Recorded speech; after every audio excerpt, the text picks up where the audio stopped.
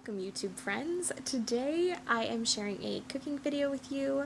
I have some what's for dinner ideas. I think I've got 3 dinners to share with you, as well as just a few little extras thrown in there.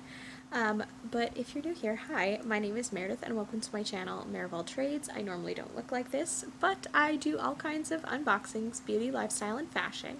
I also do grocery hauls and shopping hauls and whatever else I happen to be up to at the moment, so if that sounds like a good time, definitely hit the red subscribe button down below and we can hang out more often. So tonight I am super duper casual. I took the kids on a very long hike at a state park today, so I'm looking a little wild. So please excuse that. If you are one of my OG subscribers, you might actually recognize this. I used to film here on my couch, and the last time you guys saw it, it probably was still some lovely oak wood paneling, but I have since painted the living room, so just thought I'd share that with you. But yeah, let's go ahead and get into these 3 dinners because it's after the kids' bedtime and Mama is tired. So, hope you enjoy those, and definitely let me know any of your what's for dinner ideas down below. Thanks for watching. For tonight's dinner, I grabbed a pack of these King Hawaiians mini sub rolls, and we're going to do baked chicken sandwiches. So these are from Costco. These are the Tyson uncooked panko breaded chicken breast tenderloins. We've had these before and we really like them. I'll show you guys what they look like. So these bake for 20 minutes on one side, and then you flip them and bake them for an additional 7 minutes. So this is how they turn out, or how they look when you pull them out. So I'm going to grab one for each family member and get these into the oven. So this is going to be a nice, quick and easy dinner, and a good alternative to grabbing drive-through. This is a little bit more budget-friendly option for doing so. So I'm going to do one for each family member, and we'll be good to go. So while those chicken breast tenders are in the oven, I'm going to go ahead and slice up our tomatoes. What do you guys usually put on your chicken sandwiches?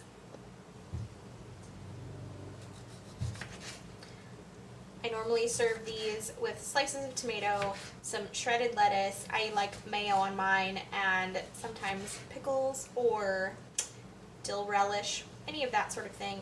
And then, you know, just chips or whatever veggie and fruit we have around is usually what we put with this one. What have you guys' go-to dishes been lately? I'm always looking for meal inspiration.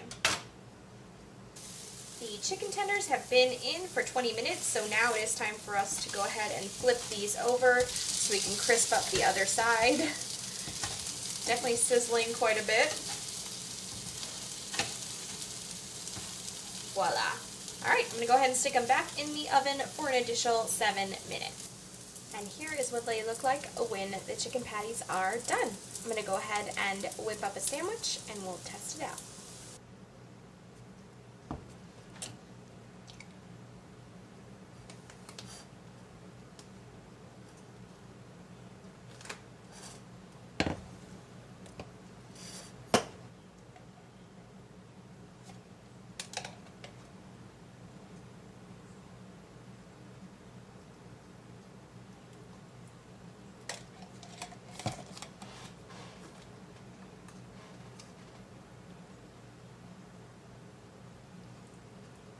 So as you're watching me make this, what would you add?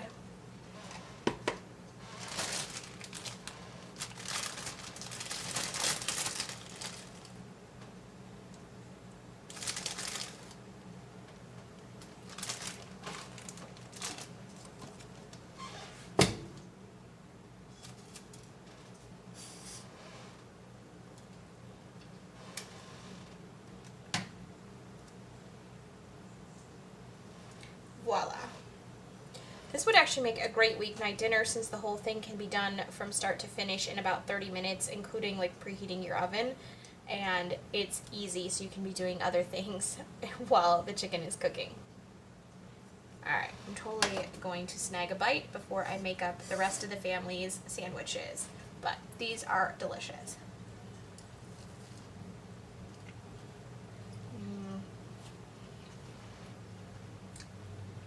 The King's Hawaiian rolls are actually a really good addition. A lot of times we just use hamburger buns.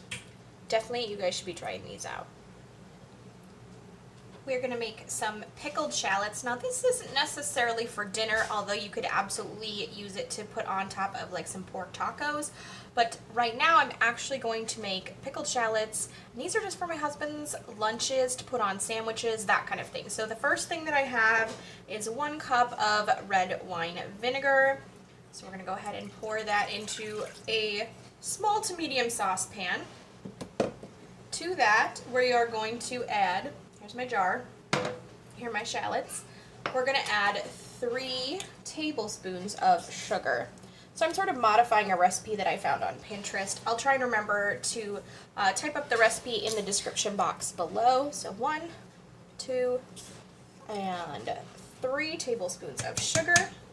We're going to do 1.5 tablespoons of kosher salt, which I think is going to be just about everything left in here.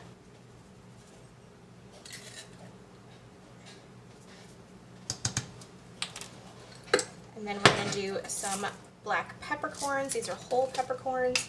We're going to do 1/2 teaspoon of those, and I'm going to do that kind of heaped up. And then the last thing we're going to add to this is 2 cloves of garlic.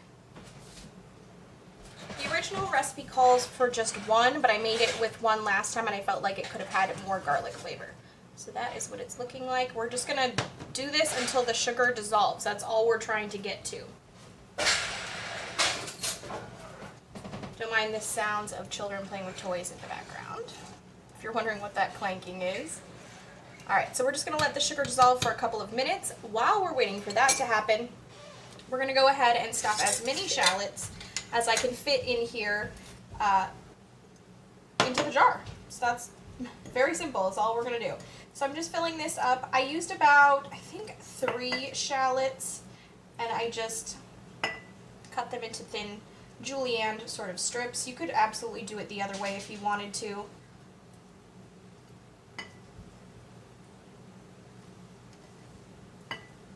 And then once the vinegar has come to a boil and the sugar has dissolved, I'm going to carefully pour this right over all of these shallots. So I'm just going to get as many of them as I can in here and shove them down as far as I can. So I'm just using up all the shallots that I had on hand. And we absolutely love these. It ends up having sort of like an Italian sub kind of flavor to your sandwiches, which is delicious. I've even used some of the vinegar to sort of pour over the sandwich a little bit to give it that like oil and vinegar sort of kick to it. Obviously you would use salad oil for that as well if you wanted to, but we just really have been enjoying these. And we're just going to let that come to a boil. Alright, and now here we go. It is boiling away. That's all we're going to do. I'm going to pour this right in and try not to spill it all over my stovetop. Watch me make a mess. Yeah, I'm going to do this over the sink, let's be honest. Alright, so now it is in there, having been safely poured over the sink instead of burning myself and making a mess. And now I'm just going to make sure that everything kind of gets down into the liquid as much as possible. And then I'm just going to put the lid on this and let it cool for a little bit. And then I'm going to pop it right into the fridge and we can enjoy these for the next week or 2 if they last that long. Last time my husband ate through them pretty quickly. He was a big fan and requested that I make them again. So that is all there is to it. I'm going to hold onto the jar with the rags that'll burn my hands. And voila! Quick pickled shallots. Alright, here is a quick dinner idea. So I just lightly greased my baking sheet with some canola cooking spray that I get at Costco. Here's what that looks like. So I just put that all over the baking sheet, and then I laid down a pack of tilapia fillets that I got from my Imperfect Foods delivery just a few minutes ago. And then I just took my homemade taco seasoning. There is my super secret recipe, as I'm sharing it on the internet. And I just mix this up in a little container and I shake it up, and then I use it, and when I need more I just Mix some more in the container. So that is what this looks like. I'm going to go ahead and bake this at 400 degrees until it looks cooked through. Probably like 10 to 14 minutes would be my guess. It really depends. Some of these pieces aren't particularly thick, so I'm going to keep my eye on it. And we're going to have some delicious fish tacos tonight. Here they are, sizzling nice and fresh out of the oven, and I ended up cooking them for about 12 minutes. And now for the official taste test. Did you get some fish in there? With your mouth closed. No. Try getting a bite with the fish. There we go. Really good. Yeah? All right. I have a bunch of veggies that I needed to use up out of my refrigerator. That broccoli came from the large bag that I got at Costco, and it's getting to the end of its shelf life, as well as I had a few left over of these sugar snap peas, so I'm going to use those up. I had a bell pepper and also about half of an onion, so I've already drizzled this with olive oil seasoned with salt and pepper. I could add a little garlic powder if I wanted to, but I'd like to keep my seasonings pretty neutral so that way I can repurpose these leftover veggies for tomorrow as well. So I'm just making mac and cheese tonight because I need to get dinner on the table. So I'm going to just serve these as our side veggie with mac and cheese, but tomorrow I'm making a pasta dish and a cream sauce with chicken, and I'm going to totally toss the rest of these leftover veggies in that tomorrow to repurpose them. I've got some leftover roasted veggies on the sheet pan. This is onion, bell pepper, broccoli, and sugar snap peas, and we're going to use these in tonight's pasta dish. So I have some penne pasta back here. I have some salt to salt my pasta water, some black pepper. I have one package of chicken breasts that are already cut up. I like to cut them up when they're still just slightly frozen because I feel like it makes it easier to cut them up.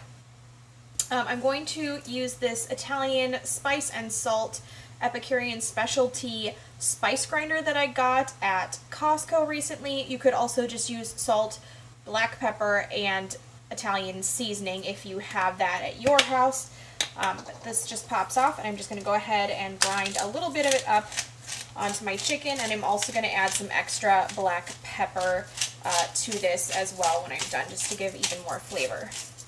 So I like to season my chicken up before I even put it in the pan while the pan is still heating. So we're going to add just a little pinch of black pepper to that. I'm knocking things on the floor because that's fun. Here's a little bit of extra black pepper, and I'm going to go ahead and salt my pasta water and get that pasta going. I'm going to go ahead and add a little olive oil to my pan and get that heating up. My pan is on high heat right now. I'm also going to add just a little bit of butter to my pan because it adds flavor, but the olive oil will help keep the butter from burning. I would just do 1 to 2 tablespoons of that and get that melting in my olive oil. And then I'm going to take my pre-seasoned chicken breast and get that going right into my skillet.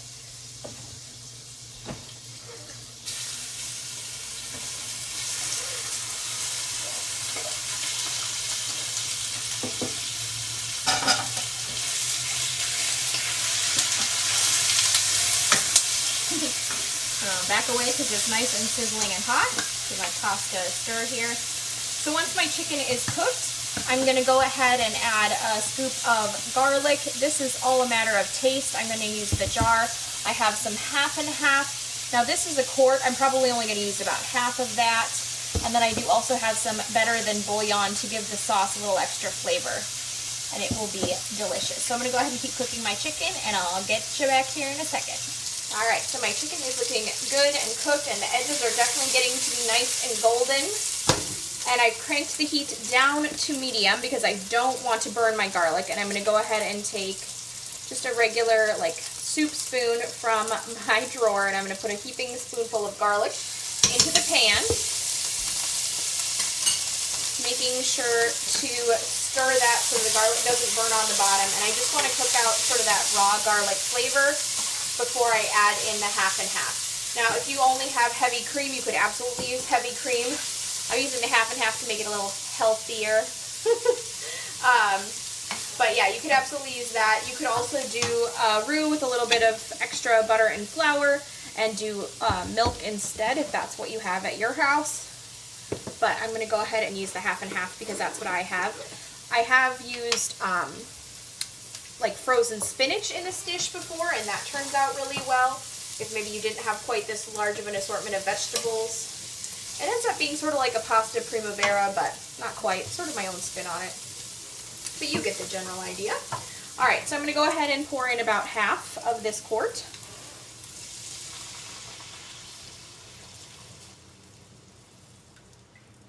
That feels about right. Like my measurements, about right. And then I'm just going to let this go ahead and heat up, come to a simmer, and I'm going to go ahead and add a scoop of this Better Than bouillon. Again, I'm just going to use a spoon from the drawer rather than a measuring spoon. This is what it looks like. So I'm going to go ahead and grab that. I'm going to not put any additional, there's my spoonful. There's my measurements. Additional salt until I'm done cooking, just because, you know, bouillon can be salty on its own anyway. So we're going to wait and see. But this is just going to give the sauce great flavor. And I'm just going to let this go ahead and simmer until the bouillon sort of melts into the sauce. And then at the end I'm going to toss in the veggies and add the pasta and let the pasta starches work on the sauce to kind of help thicken it up as the pasta finishes cooking in the sauce. Alright, now we're going to toss our pasta right directly into the sauce. And give that a stir so that the pasta can start absorbing the cream. So I drain it and then directly put it right in here before it has a chance to cool so that the pasta can finish cooking, like I was saying earlier. Alright, so I'm going to continue tossing this together. Now would be a great time to add fresh spinach or frozen spinach if you have it. I'm going to give this just about 1 to 2 minutes to absorb a little bit of the cream and thicken the sauce, and then we're going to toss the veggies in. Alright, so it's had a couple minutes to cook. I'm going to toss in these yummy veggies that I have pre-roasted. If I didn't have pre-roasted vegetables, I would simply take the chicken out of the skillet and saute the veggies before adding my garlic in instead, if you want to make that substitution. But I love that it's got some fresh green and red in there to give it some color. Yellow bell peppers looks really good in this too. Again, a handful of fresh spinach would work. And then the other thing that I've done is, if I have them on hand, I've added sun-dried tomatoes and had like a creamy sun-dried tomato sauce instead, and that is also delicious. I highly recommend topping this with your favorite Italian cheese. I usually go for Parmesan. However, today, last time I went to Costco, I got this Bella Gioso Parmesan and Romano cheese, so we're going to top it with this. I have one child who doesn't like melted cheese. Otherwise, I would be putting it directly into the sauce and stirring it up, which is what I recommend you do if you're watching this video and deciding you need to eat this. But yeah, we're just going to put ours on top. So that is dinner, and it took me approximately 15 minutes to make this from start to finish, because the pasta took about 10 minutes to cook, and then of course I had the water boiling and had to add this in at the end. So my sauce, as you can see, is thickened. There's not a ton of sauce at the bottom of the pan anymore. So this is ready to go. Let's dish up some dinner. I love red bell peppers with my pasta. What is your favorite thing to put in your pasta dishes? I would love to know down below. I'm always looking for meal inspiration as much as the next person. Definitely got to get some sugar snap peas and noodles in there. Alright, and let's top it with a nice, generous helping of cheese, because that always makes everything better in my world. Alright, bon appetit, friends. Let's try a bite, shall we? Definitely need to get some red pepper and some pasta in here.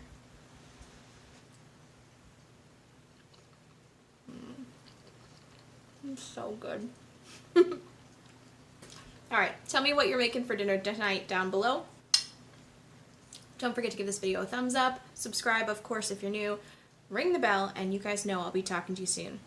Bye guys.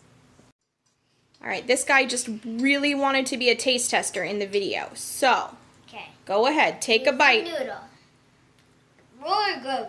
Yeah? Noodle's good. Yeah? Test out the chicken. Okay. Really good. So you think the YouTuber viewers should make this one at home? Okay. All right. What do you tell them? Subscribe, hit the bell, and like. And how about bye, guys? Bye.